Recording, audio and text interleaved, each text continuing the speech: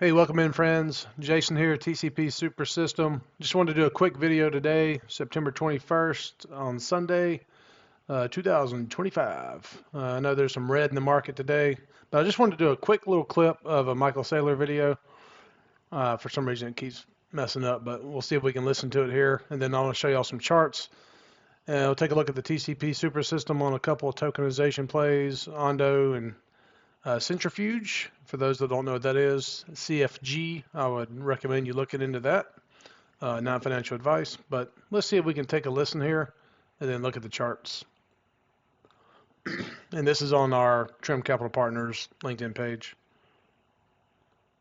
There will be thousands and thousands of treasury companies, just like there's thousands of insurance companies, thousands of funds, thousands of banks. And why will they exist? They will exist because the risk-free fee. Yeah, it keeps messing up, but basically there's going to be thousands and thousands of Bitcoin treasury companies. Plus, we think there's going to be treasury companies that focus on other things, such as XRP, potentially. So we'll see where all that space goes. But it's just going to be continued demand for Bitcoin for sure. And then I also saw, here's one for Centrifuge, which is why I'll look at Centrifuge in just a minute. Bringing $50 million on chain to Apollo's credit strategy, blah, blah, blah. I mean, everyone can go do their own research and look at these articles, but I don't know that I call this a sleeper, but a lot of people don't talk about Centrifuge and may not even know what it is, but I would urge y'all to look at that. And then, of course, Ondo is one of our favorite tokenization plays. I mean, they come up with a weekly roundup every week, so y'all may want to take a look at those. So let's go take a look at these real quickly, and I just want to show y'all why we're seeing some weakness in the market here. Bitcoin's currently trading at 115,432, down just a minor little bit, near what, 1/4%. But on the screen, this is my TCP Supersystem, which I created. And currently, what's interesting here is, we see what we typically see. We get a little confirmation of an uptrend. It pops, it comes back to the top of the cloud, and usually from there, it pops higher. Now, what's interesting here today on Bitcoin is our standard deviation methodology is up top. This white line used to be our red line, so just for those that are not new to this, but that's our fastest line, so that'll move faster than the other two. Then the blue and orange are a little bit slower to move. But you can see we're actually penetrating down below that green opportunity zone, approaching those extremes to the downside. So usually when we see that happen, if we don't get a quick pop back up to these upper extremes, this will all drag everything down below it. So the way this looks at the moment, I would not be shocked to see Bitcoin come on down a little bit and possibly even penetrate the bottom of that cloud, break through those support zones with that 50 and 100-day moving average. And I don't know if we'll get back down to this 200-day, around 103 to 105 maybe. And actually, I'll tell you what, let's take a look at something real fast. Let's take a look at the leverage charts here and see where we are on these levels. Always something that we look at. Well, what do you know, 105? It's hilarious how that works, isn't it? So you can see here, clearly there's some leverage they can take out to on the upper side around 120. But you see this bright green down here. This is your 106 to, let's just say 108, 106 to 107.5 maybe, somewhere in there. That is a lot of leverage. And I would not be shocked if Bitcoin moves down to that 106 level, 105 level. And it's just amazing that, by the time this trends down, of course, this 200-day is going to move, continue to move a little bit higher. So that 105, 106 mark probably seems pretty reasonable. And that'll be a level that we're watching, obviously, for potential adding on to our position. Granted, we don't ever sell our Bitcoin, but we can add to it when the opportunity is right. And again, the system interpretation signals, they are not financial advice. I'm not an advisor, I'm just a guy on the internet. So do your own research, consult a licensed financial professional before engaging in risky investment activities. I share this for information and educational purposes only. Little caveat there. But again, it'll be really interesting to see here. Again, if I had to guess right now, I'd probably say that 105, 106 mark would be pretty pleasing here. Just seeing a little bit of weakness here. So that's Bitcoin today. I do want to look at Ondo, as we always do. They're probably all going to look pretty similar if I had to guess. But yeah, see, that one's actually already broke down through that cloud. Now we got a little support here at the 98-cent mark, so we'll see how we do. But again, that 200-day moving average somewhere around 90, 92 cents would be pretty nice to add. Caveat: we are Ondo holders, pretty significant Ondo holders. So again, one that we just add to, we don't sell. But then Centrifuge here, 27 cents. This one's probably looking the worst of all of them. So you can see here a couple things on the Centrifuge chart. Confirmed downtrend here, September 8th. See the red cloud. We've been bumping up around that support, which is that 50-day moving average. Now we're bouncing back down below the cloud and that.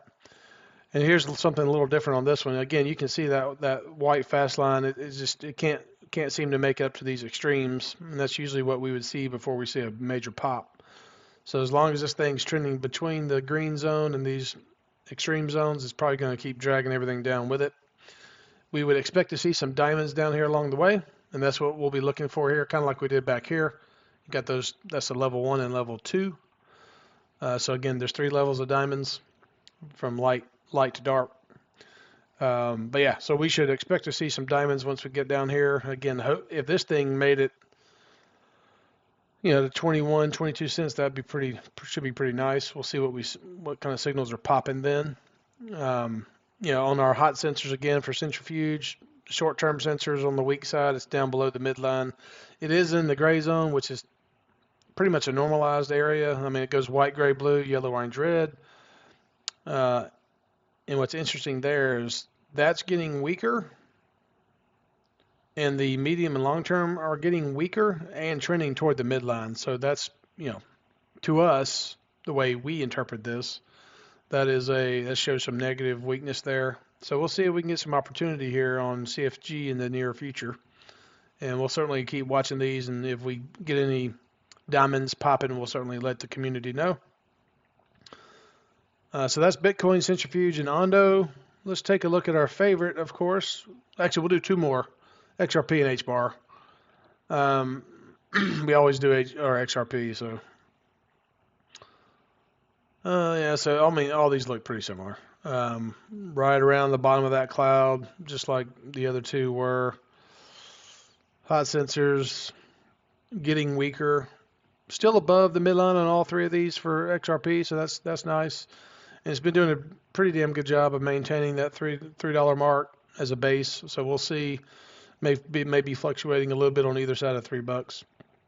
But if it can maintain $3 or even in the vicinity before those ETFs are launched in October, unless they get delayed again, if that's even possible, that may be a final decision. I don't know, but certainly there's a multitude of spot ETFs coming for XRP, which could really drive demand, drive supply crunch. But don't forget, if you go back and look at the Bitcoin ETF, when it first came out, the 2 weeks after, it crashed a little bit. And it was quick, but it did fall. It did not go up. So go back and look at the Bitcoin ETFs or Bitcoin and Ethereum ETFs. I would just do that for a little bit of experience.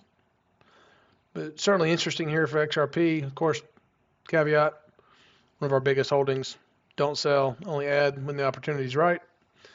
Just like to bring this stuff to our community to show you what we're doing and how we're thinking. But again, our thoughts and actions may not be suitable for you, so yeah, got to do your own research. Kind of here in no man's land for XRP, 298. I mean, fantastic if it holds. If it drops, great. We'll be looking for some diamonds and add to the position. So, lastly today, HBAR. Yeah, see, that's getting a quick drop here. So it's standard deviations approaching those extremes again, pulling everything down with it, just like we would expect, getting weaker on the hot sensors. 2 of the 3, or actually all 3 still above the midline, but we are getting weaker here. Again, bottom of the cloud here. It is in an uptrend, but Looks like it could change pretty quick. Probably would expect to see a potential reversal signal fire here. And then a confirmed maybe, but not yet. And then again for HBAR, we're looking at probably 20 to 22 cents. So not a huge drop from here. I mean, we're at 23 cents and a half, or 23 and a half cents right now. So I mean, that's not a major drop.